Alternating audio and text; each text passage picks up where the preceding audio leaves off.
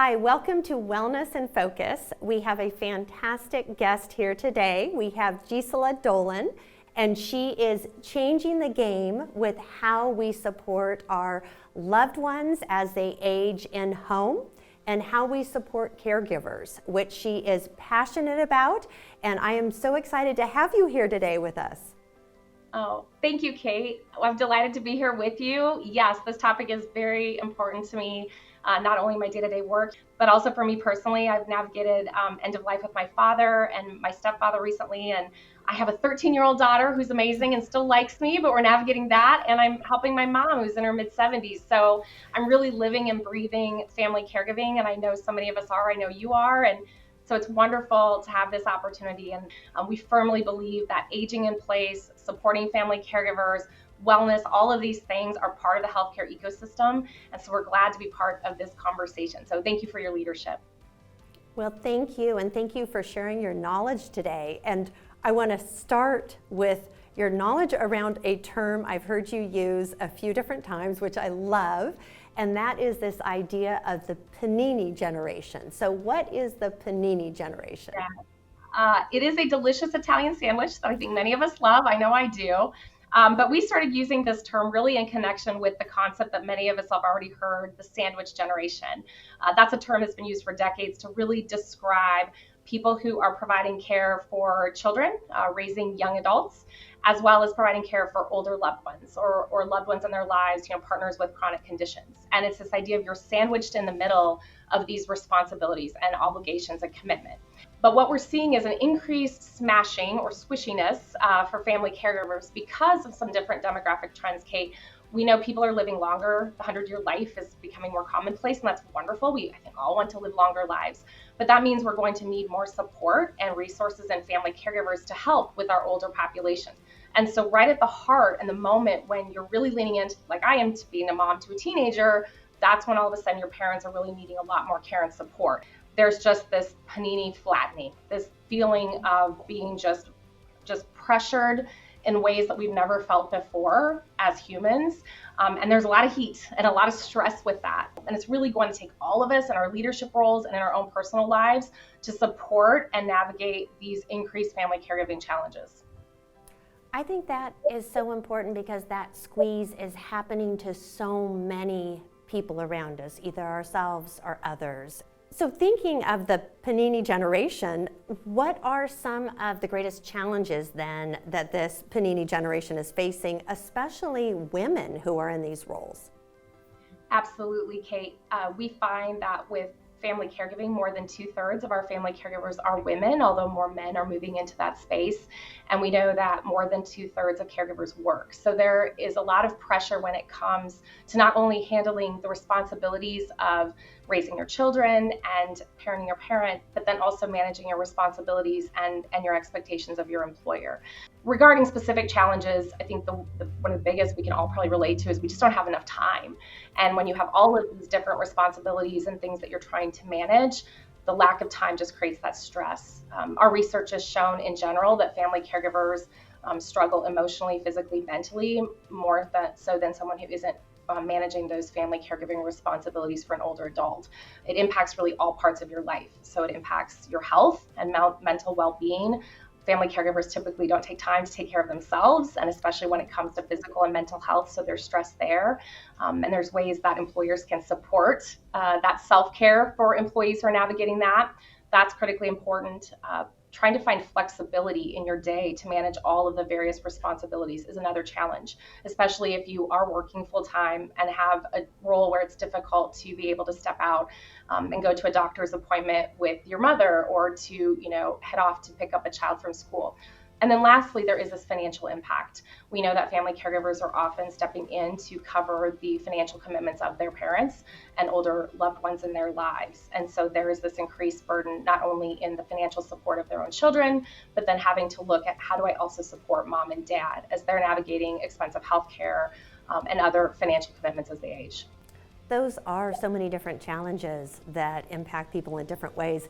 It's interesting, just as you were describing the fact, if you're working full time and you're trying to make appointments or do other things or get home to be with your loved one, I remember, when my kids were little, leaving to take them to a doctor's appointment, or they were sick and had to juggle work and home. My kids are in college, and so I, thought I was done with that.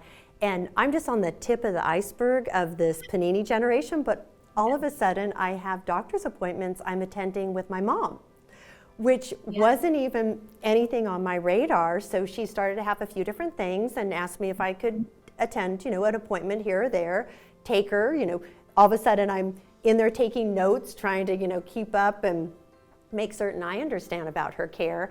And as I mentioned, that's just the tip of it. And already I'm seeing the minor impact in my life and can only imagine how that grows over time. So thank you for reviewing those. Now, as an employer, I know from my team, this must be happening and impacting my team members, and I don't necessarily realize it. So what is your advice to employers to support their team members who are part of this Panini Generation? I think that one of the biggest things that employers can do, and frankly everyone, as we think about the issue of family caregiving, is just an awareness. So many times we connect with family caregivers and we realized early on that the family caregiver doesn't realize that they're family caregiving, that this is some new role they're taking on or some new responsibility. They're just being a good daughter or a good son. And there's truth to that as well. But you're really taking on a role that is beyond being a daughter or son or a partner. You're taking on a role that involves nursing and healthcare responsibilities and things. And if you're not aware that you're in that role, or you as an employer are not aware that you have so many people in your organization with that role, you're not going to be thinking about where people are coming in, what mindset they might be in, what stresses they might have.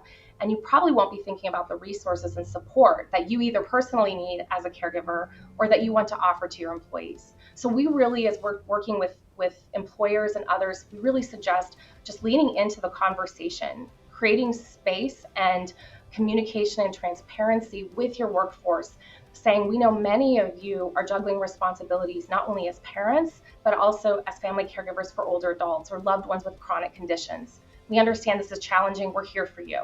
Just opening space for the conversation and having that awareness will go miles into supporting family caregivers. Along with that, then, is thinking about what resources do you have available to better support family caregivers. And as I mentioned, flexibility, remote work opportunity, hybrid work environment, all of those things really go a long way, because we know from our research, family caregivers say flexibility and freedom in my time and my day will help me be a better human and a better employee and a better caregiver. So that's one thing to lean into. But also, we encourage employers to take an inventory of the resources and benefits and tools that they already provide to parents in the workplace. We've come a long way in how we support parents who are raising their children and who are our employees.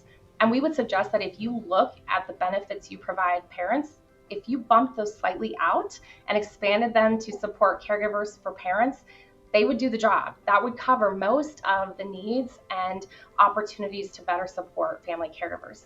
The last thing we'd say to employers, and we say this to everyone, and Kate, I'm sure you're there too, is just ask. Ask your employees what they need. Reach out and ask your employees, how many of you are family caregivers? How many of you are taking care of children and taking care of parents or other older adults in your lives who are struggling with health issues and challenges? What could we do as your employer? Like, what's one thing we could do to make your life easier, to show you that we care about you and your whole self? And it's amazing the things that your employees will tell you they need. And it's also amazing that many of those things are pretty simple and pretty straightforward to implement. You just need to ask and then communicate back that that's what you're doing to support them during this Panini time. That is wonderful advice, and I'm thinking of the things that we do within the workplace, as you mentioned, to support parents, and such a fantastic point that a lot of those same support mechanisms extend to being a caregiver of parents or other family members. So definitely can leverage what's happening already. I also love your point around awareness and the fact that just creating awareness both in the workplace but also with the caregiver themselves. I mean, your point that we have parenting books that we read while we're pregnant and before a baby arrives, yet falling into this caregiver role and maybe not even realizing yourself you're in the role. So definitely things to keep in mind. So Absolutely. Extending even within the workplace to just coworkers and colleagues, is there any added advice you'd have as a team member is thinking how to support another team member, especially if he or she doesn't want to intrude or be overly involved, maybe where a coworker doesn't want the support, but they want to ensure that they're being a great colleague? Absolutely. It's a great question, Kate. I think part of it is the employer creating space and an environment where there's openness to communicate and to share the responsibilities you have as an employee with older adults in your lives. It's often hidden, these responsibilities. It's not as obvious as when we have parents of children in our workforce. And so I think employers can really help the rest of the employees who are supporting their colleagues navigating these challenging times. They can really set stage for that. One thing we recommend employers do is we have many employee resource groups for different populations and employees with different needs or backgrounds, skill sets, et cetera, interests. And we would suggest creating communities like that in your organization for those navigating family caregiving. And by doing that, you create a space where people talk and speak more about it. I think as an employee and a colleague, this is just a sort of life advice as you give grace to people. We don't know what's going on in someone's life until we walk in their shoes. And again, many times family caregiving that steps outside our children is not obvious, and we don't know what people are working through. And if a colleague seems stressed or is gone or having to take a lot of absences, I think one of the things you can do as a colleague is just ask them, are you okay? Can I help you? Do you want to talk about it?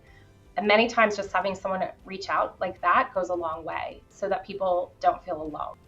And I think your universal advice is really important, just to be there with empathy and grace and compassion for your coworkers, because you're right, you don't know what circumstances they're dealing with.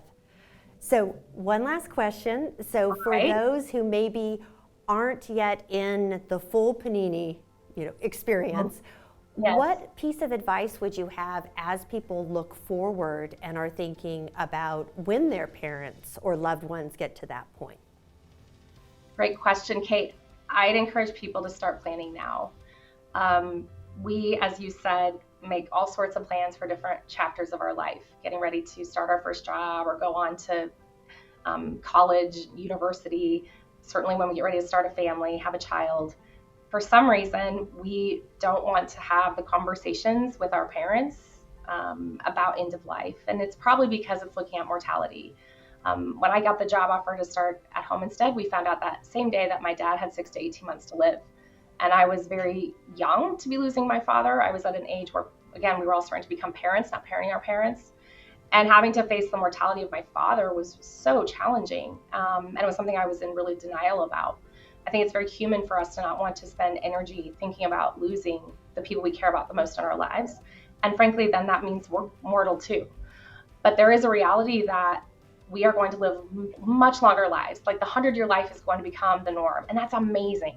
And that's going to take a village of people around us and different ways of living and communicating for us to all have an amazing 100-year life. That those extra 40 years we're going to get, 30 or 40 years, are the years we want, that we have choice and support. And so I think it's on all of us to communicate and to connect and to start those difficult conversations with the loved ones in our lives. Meaning when you're connecting with your mom and dad, you ask them, how are you feeling? How are you doing?